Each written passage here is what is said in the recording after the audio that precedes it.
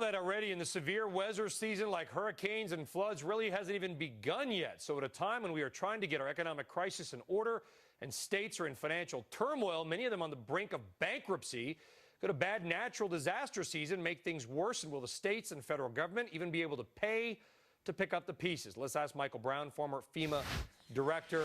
We've got states, Michael, like California and some of the others that are basically saying we can't even afford to give you back your tax refunds because we're broke. If we see big storms, where is the money going to come from?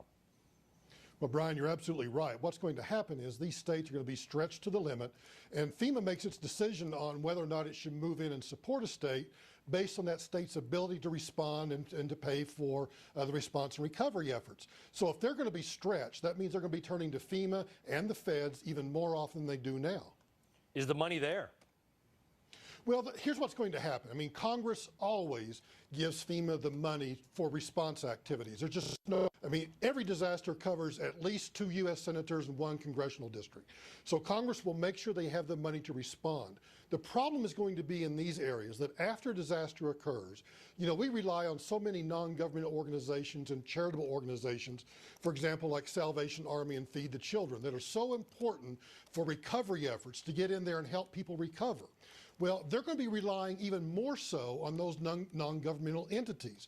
So what we have to do is assume that Congress will help in the response effort, but in the recovery phase, we're going to have to rely more and more upon Salvation Army and Feed the Children and all these other organizations to help the states do the recovery. And if they've already been damaged, you know, by existing hurricanes like along the Gulf Coast, they're going to be even in worse situations, in worse, problem areas than even exist now. And we're talking about potentially taxing higher the 5% in this country who make the most money, the ones who would presumably be able to give the most money to these charities. No, you raise a very good point, and that's why I think that we have to elevate and make certain that people understand that when a disaster occurs, yeah, the feds will move in, the state does what it can, but those organizations, those states rely on organizations, again, like Salvation Army and Feed the Children, to come in and supply the kind of relief efforts that really have to take place after the storm.